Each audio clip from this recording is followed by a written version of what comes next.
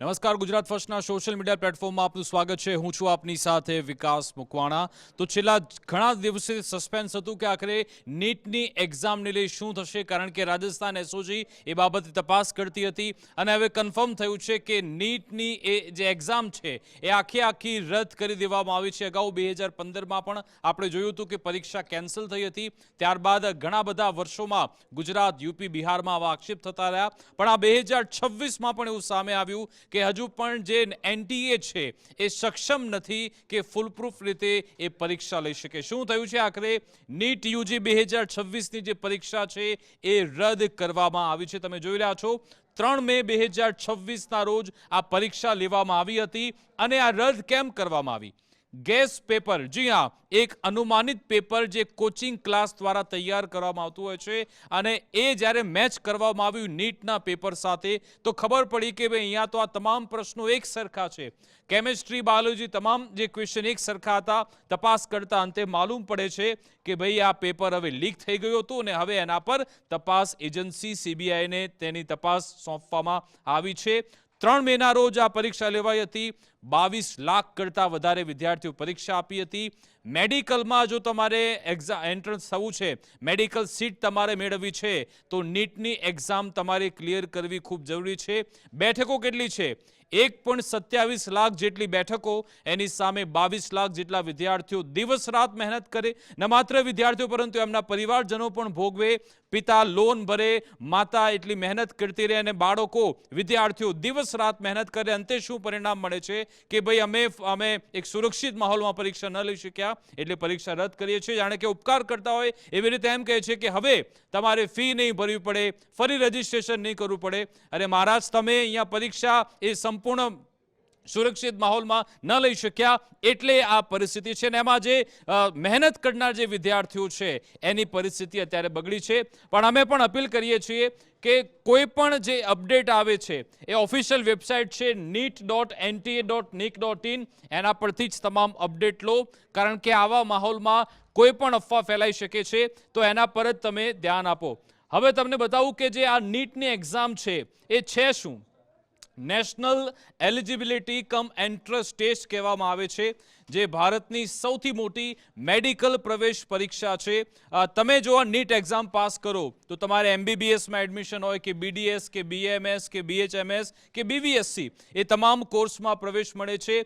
આ exam crack કરવી તમારે ખૂબ જરૂરી છે જો તમારે મેડિકલ ફિલ્ડમાં આમાં જવું છે, નહીં તો પછી તમે રેડિયોલોજી કે લેબ ટેકનિશિયન એમાં જ તમે જઈ શકો છો 12 સાયન્સ પછી। બાકી આ મેડિકલ એમબીબીએસ તમારે બનવું છે તો તમે ક્લિયર ન કરી શકો। ધોરણ 12 વિજ્ઞાન, ફિઝિક્સ, કેમિસ્ટ્રી, બાયોલોજી આ તમામ એ વિષય હોવા જરૂરી છે। એનું જે પેપરનું જે અલગ અલગ લેઆઉટ તમે જુઓ કે કેટલા માર્ક્સ છે, ફિઝિક્સના 45, કેમિસ્ટ્રીના 45, બાયોલોજીના 90, ટોટલ 720 માર્ક્સનું આ પેપર હોય છે।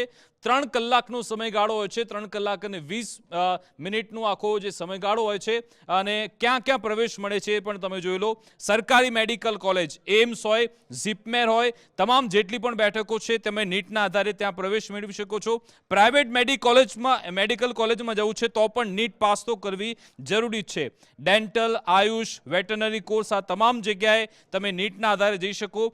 15% જે ઓલ ઇન્ડિયા કોટા છે ને સાથે સાથે રાજ્યનો કોટા, એમાં પણ જો તમારે જવું છે તો આ તમારે નીટની એક્ઝામ પાસ કરવી ખૂબ જરૂરી છે। અને હવે બીજા સૌથી મહત્વના મુદ્દા પર આવી જઈએ કે આખરે આખો જે મામલો સામે આવ્યો એને પ્રકાશિત કેવી રીતે કરવામાં આવ્યો। હકીકતમાં આ રહ્યો મુખ્ય મુદ્દો કે રાજસ્થાનથી આખો વિવાદ સામે આવ્યો હતો કે 7 મે 3 તારીખે પરીક્ષા લેવાય છે અને 7 મે 2026ની સાંજે રાજસ્થાન એસઓજીને એક ટીપ મળે છે અને ટીપ પણ એક પેઇન ગેસ સંચાલક હોય છે, પીજી સંચાલક, એને ખબર પડે છે કે ભાઈ એક પેપર સર્ક્યુલેટ થઈ રહ્યું છે અને આ નીટનું પેપર છે। ત્યાં આવનાર જે વિદ્યાર્થીઓ છે ચર્ચા કરી રહ્યા હતા અને પછી આ ગેસ પેપર એવું કે જેટલા પણ કોચિંગ સંસ્થાન ચાલતા હોય છે એ તમામ વિદ્યાર્થીઓને પ્રેક્ટિસ કરવા માટે હવે પેપર તૈયાર કરતા હોય છે કે ભાઈ આ રીતની અનુમાનિત એ પરીક્ષા લેવાઈ શકે છે। એકદમ નીટની જે ફોર્મ્યુલા છે એ પ્રમાણે જ એ પેપર તૈયાર થાય છે। લગભગ 410 માર્ક્સનું આખું પેપર હતું। એમાંથી મોટા ભાગના કેમિસ્ટ્રીના પેપર એના જે ક્વેશ્ચન સેમ નીકળ્યા, બાયોલોજીના જે ક્વેશ્ચન હતા એ પણ સેમ નીકળ્યા।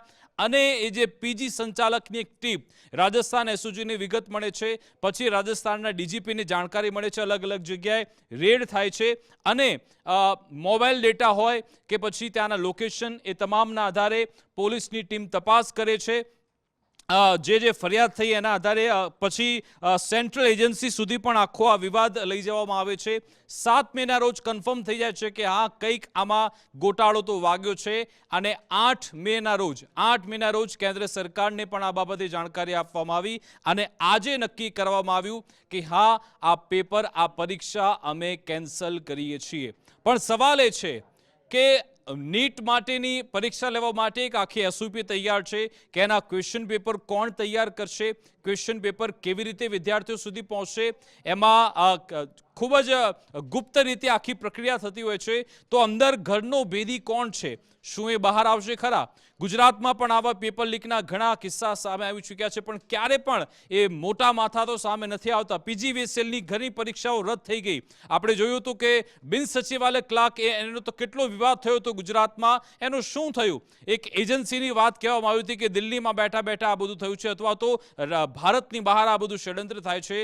પણ શું એ ષડયંત્રકારો ક્યારે સામે આવે છે ખરા? એક મોટો સવાલ છે. અને આ વખતે તો તમે જુઓ કે એક સાથે 22 લાખ વિદ્યાર્થીઓના ભવિષ્યનો સવાલ છે. જેમણે દિવસ રાત એક કરીને મહેનત કરીને જેમણે આ પરીક્ષામાં સારા માર્ક્સ મેળવ્યા હશે, હવે એના પર ફરી એકવાર પૂર્ણ વિરામ મુકાઈ ગયું, શૂન્ય થયું છે અને એમણે ફરી એકવાર પરીક્ષા આપવી પડશે. અને આમાં પણ તમે જુઓ કે એવું નથી કે તુરંત જ પરીક્ષા કેન્સલ કરવામાં આવી. જેવી 3 મેથી આ પરીક્ષા લેવામાં આવી, ઘણા બધા વિદ્યાર્થી સંગઠન વિદ્યાર્થીઓ વિરોધની શરૂઆત કરી હતી, પણ એમના અવાજ સાંભળવામાં ન આવ્યો. અંતે પછી એસઓજીને એક ટીપ મળે છે, થોડા પુરાવા મળ્યા, ત્યારે જઈને વાત માનવા. ગુજરાતમાં પણ આવું થયું હતું. બિન સચિવાલય ક્લાર્કની પરીક્ષાને લઈ વિદ્યાર્થીઓ કેટલી મહેનત કરી કે સાહેબ આ પેપર લીક થયું છે, આમાં ગોટાળો છે, છતાં પણ માનવામાં નહોતું આવ્યું. અંતે ઘણા સંઘર્ષ બાદ માન્યું હતું. અહીંયા પણ તમે જો હવે માનવામાં સફળ તો થયા, પણ આ પડદા પાછળના ખેલાડીઓ કોણ છે જેના કારણે આ પરીક્ષા કેન્સલ થાય છે? અને તમે આંકડો જુઓ કે 20, 25 લાખ, 15 લાખ આટલામાં આ પેપર વેચાયું હોવાની શક્યતા છે. હવે આટલા આપ ખરીદનાર તમે સમજી શકો છો કે તમામ માલેતુજાર વ્યક્તિઓ છે કે જે પોતાના દીકરા દીકરીઓને મેડિકલ એ સીટ અપાવવા માંગે છે.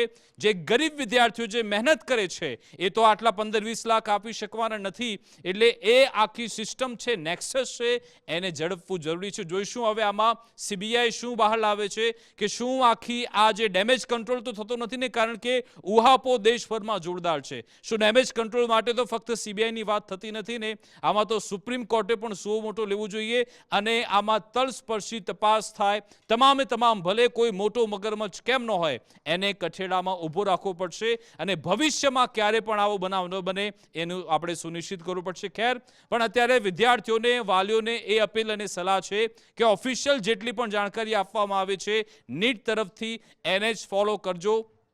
થોડા સમયમાં નવી ડેટ પણ જાહેર થશે પરીક્ષા માટે. હવે આ સિસ્ટમ છે એને તમારે ફોલો તો કરવી પડશે, કારણ કે જો મેડિકલની સીટ તમારે મેળવવી છે તો પછી તમારે આ એક્ઝામ તો ક્રેક કરવી જ પડશે. હવે ક્યારે આ નવી ડેટ જાહેર થાય છે, કેવી રીતે પરીક્ષા લેવામાં આવે છે, એના પર નજર રહેશે. પણ સીબીઆઈ આખરે આમાં શું ઉકાળે છે એ પણ આપણે ટ્રેક કરતા રહીશું. અમારી વિશેષ રજૂઆત અંતર્ગત બસ આટલું જ. આપ જોતા રહો ગુજરાત ફર્સ્ટ ન્યૂઝ. નમસ્કાર.